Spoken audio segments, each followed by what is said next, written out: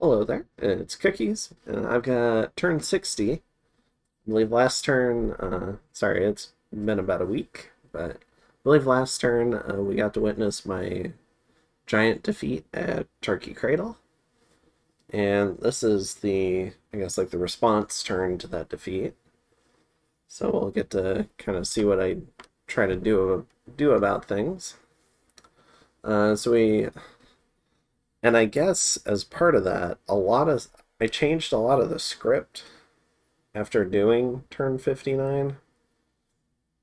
So I'll try to go through some of that, and there was a couple of things I missed about the battle, so I'll try to go over some of that as well. Um, so we did empower an astral. We're just gonna spend all the pearls we gotta try to stop this or the game ends. So, and Femoria doesn't seem to want to commit too much, which is fine, but we're gonna have to try and do our part to save the game this time. We did a couple of a couple of astral windows to kind of, because we were thinking about putting the two other thrones under siege.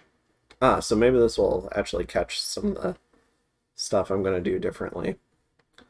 We also did Vengeance of the Dead.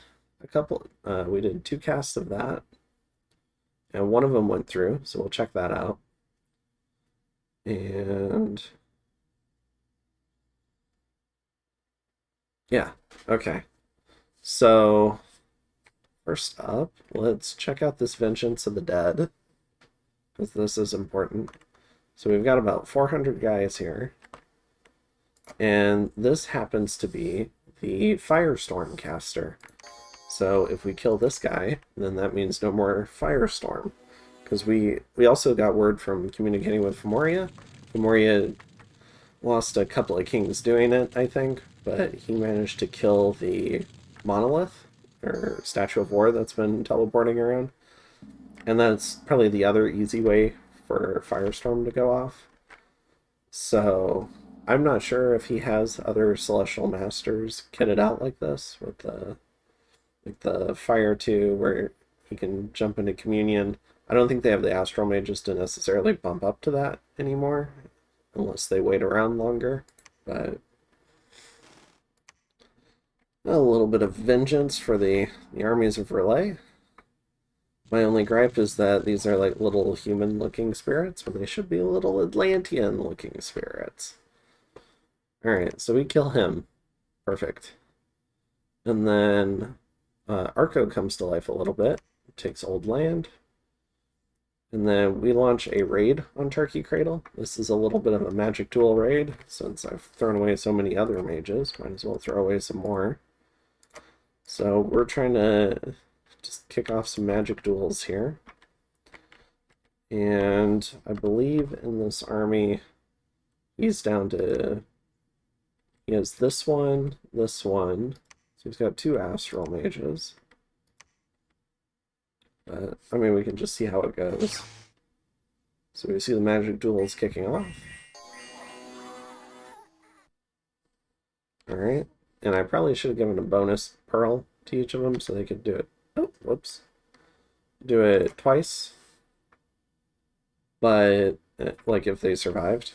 But I found other ways to spend almost all the pearls, so... Let's see, F1, C, there we go. Alright, so we can see what happens. So two of the mages died, but we took out the white mage, so we killed this one, so that's nice. But the other big astral casters survived. And he still has Light of the Northern Star. Then we launched a raid in Evergreen Forest.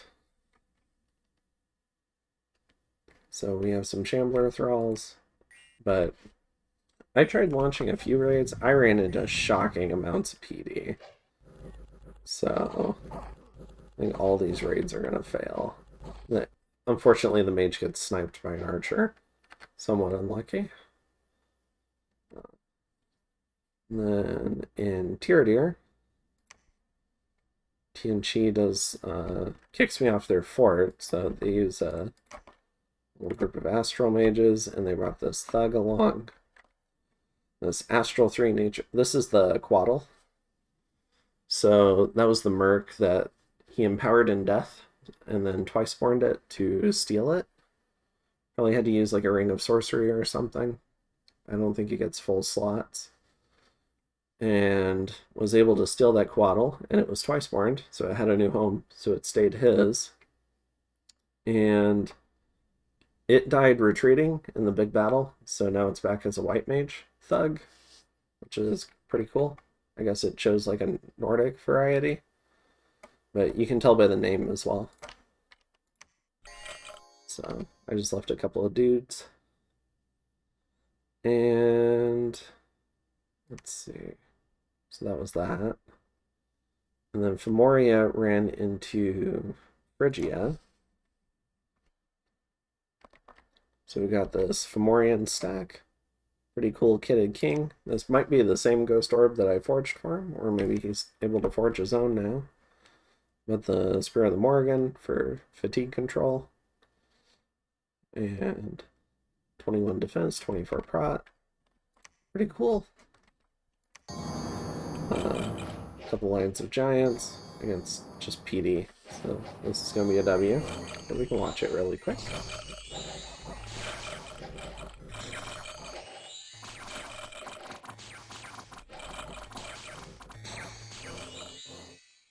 Alright. And then we had a few more raids. So we went into Aoun. So we tried to raid on top, see what was patrolling. And it was just PD. So we get killed by the PD. We don't get to magic duel anything. My mage ran away though, I guess. But died in the retreat. Good slave mage morale. It's a morale check when you retreat. So slaves and commanders with the battle fright affliction tend to fail those pretty frequently. In the caves of Mira,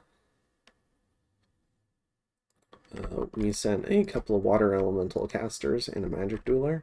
Again, just a bunch of PD though. Like, this is a lot of PD. So they swarm past the water elementals and end up killing the mages. So the water elementals go away. And then in the Forest of the Lost, we have a small pack of dudes, but again, a lot of PD. And they twink the mage again. So maybe it's better. Probably something that could go in a review, but I would mostly save rating for the. If you're gonna do, I would do the water 3s in larger armies to do lots of water elementals, and then maybe consider doing the nature ones for smaller raids so that they can do bark skin and personal luck, and maybe they'll survive the small raid. And then we had a couple of events. We got some province income. We got a mage wounded. And the fortification got breached. And one of our scouts got found out. Alright, so let's go over some stuff. In the previous big fight, one of the things that I kind of discovered replaying through that fight was this guy was our Solar Brilliance caster, and he died to Crumble. So if you remember, we got hit with Crumble and it killed a few units. One of the guys it killed was this guy. And so our Solar Brilliance caster was never even on the field to die to Firestorm. He just never made it to be able to even try to cast Solar Brilliance. And I believe our Doomcaster also either died to Crumble. I didn't double check him, but he either died to Crumble or he also died to Firestorm before he could cast Doom. And I think that would have made a really big difference. Having all those demons cursed, and then having a lot of them be blind so that their attack and defense stats are terrible. That would have been great going into potentially this final battle.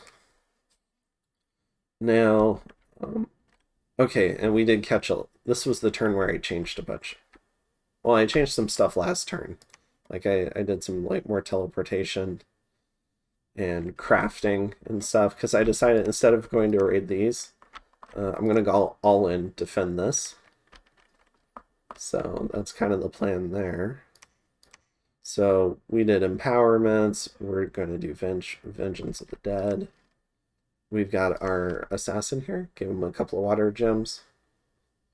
Immune to Frozen Heart. Has a black heart. Has a Shade Mail. So you can, like, kind of cool that you can, like, build your own dryads. I mean, it's expensive. It's 20 gems and 10 blood slaves. And kind of awkward for you to do, but it is kind of cool with your national hero. You can like build your own dryad. So that's neat. These mages are all going in. So this is going to be a big magic duel fest. All the higher astral ones are going to do magic duel, and all the water ones are going to do a bunch of water elementals, and we're going to see if we can pull out more gems, kill more mages, just see what damage we can do to this army since they've cracked the fort and we don't have an efficient way to get these mages inside the fort. We're also going to gateway this army. We're going to gateway this army. This is something I really should have spent more gems on in this game, was getting higher quality troops. So maybe instead of doing a lot of water elementals, I should have gotten more like decent troops like trolls, either through the enslave spell or the just like the seeking spell. Get more of these ladies like with awe, just like more better, like more higher quality to like complement all the troopers. Additionally, we're teleporting this one. So this one's doing Doom, this one's doing anti-magic. This one's doing Power of the Sphere, Solar Brilliance. We're going to try and make sure that gets off. It's on the bigger chassis. This one's going to do Storm, Solar Brilliance. Again, just making sure we get it off. And then Storm Power, Thunderfend. There was a way I could bootstrap this into Wrathful Skies, but I wasn't sure. I felt like that would hurt me more than it would hurt Tianchi. But maybe that would have been good too. And then there was also a way to do Unraveling, but I opted, and maybe that would have been good too, especially post Doom. Like, even though I lose all these Shambler Thralls and the Lobo Guard, like the potential, because they have 4 MRs, so they would just unravel immediately, and maybe that HP routes me, or I need to not bring them. But the Demons of the Heavenly Rivers are like 15 MR base. So if I do Unraveling after a Doomcast, it's going to take a little while to affect them. But maybe that would be worth it to have the back and forth. Solar Brilliance I'm completely okay with, because it slows down the battle. If, like, my mages don't need it, because Frozen Heart and Soul Slay are 100 precision, I believe. So, yeah, 100 precision. So they don't really care about aiming. And my troops can't hit anything anyways. And if they just die slower through Solar Brilliance, that's kind of the idea there. If we can put blindness on a lot of the Demons of the Heavenly Rivers. So, additionally, we're teleporting in more mages. We made a bunch of astral hats. We spent all of our pearls last turn to go ahead and do a lot of this. We're doing water lenses, just whatever we think can help. Should have went ahead and used these. I was so concerned about getting Murdering Winard that I ended up pulling these off, but maybe I should have kept them on. I don't know. And I've got a whole suite of boosters here. This came in a trade, if you're wondering how I got access to a flame helmet. And so if I had ever gotten one of these guys, I could have started doing augury with the fire random. Started breaking into fire. But, yeah, so that's kind of what's going on here. I guess we can go over this guy. So this guy's also doing anti-magic and Noob. So building in more redundancy, that was one of the big mistakes I made in that first fight. The second mistake was just not committing to some of the big spells, even if it negatively impacts my own army. Third mistake pointed out to me by TNG was scripting mass protection, even though I knew he had access to Firestorm, because Femoria had told me. I really was hoping all of his astral mages would be killed with the magic duels, and then maybe mass protection could help my guys survive a little bit better. But that was probably too risky of a play. So then we're doing a bunch of Call God, trying just in case the game goes long enough. Maybe we can get our pretender back. And yeah, I think that's everything. I'm trying to, because I probably should have taken notes, but I'm just trying to remember everything that happened. We're definitely not going to make Alt 8. So we definitely screwed up research this game, because having Alt 8 would be fantastic. Will of the Fates. Ooh-wee, that would be good right now. Enchant 8 is still good. I mean, if we had a way to cast Firefend, that would be phenomenal. In case like a new Celestial Master flies in. But we'll see if he ends up assaulting the fort. And then we've got, you know, other stuff we could do. Like Mass Regen doesn't help us too much because our guys just die. They don't get wounded. But, like, here's the Unraveling I was talking about. But it's magic. It's MR negates. Oh, I thought it was MR easy negates. Alright, so this definitely could have worked. So I could have left all the Lobo Guard at home and just tried to do Doom into Unraveling. But you have to be Astral 6. So this is something I should have done with my Pretender in the initial fight. I don't think I can communion up to do this, potentially. I mean, maybe it would be close, but like, that would be pretty strong. So shoulda, coulda, woulda, a lot of that this game. I know I make a lot of mistakes when I play, but this is one of the first games where I felt like my mistakes were getting punished. And it was like this TNG player is just doing really good play. So I've really enjoyed playing against him. But yeah, I think that's it. We're going to go ahead and Cloud Trapeze this guy in. What is he doing? Spells. Nice. Forgot to script him. So, yeah, I think that's it. And we'll go ahead and see if TNG assaults this turn. If he doesn't assault this turn, he probably needs to wait 2 turns, I'd have to guess, because he'd want all these crystal sorceresses. Like, these are all the communion mages and astral protection. So he would want them to join. And they got blocked by the magic phase. Or no, by this, I guess. So they had to bust out. So they were not able to bust out. And I think Femoria had told me that they would magic phase here, but they didn't. I don't know. Maybe that was the previous turn. But they had to bust out, so those like 20 mages aren't going to be able to join this assault unless he waits 2 turns, 1 turn for them to get here, and the other turn for them to attack. I'm not sure if he's going to want to wait that long.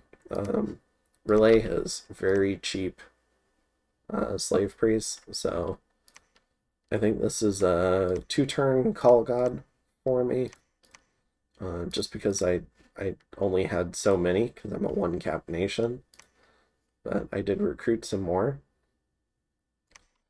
I guess we can look at the spacing. So yeah, we've got a bunch of Lobo Guard, bunch of Slave Guardians. Yep. And then a whole bunch of Guardians. Alright. So that's kind of the plan there, and we'll see how it works in turn 61.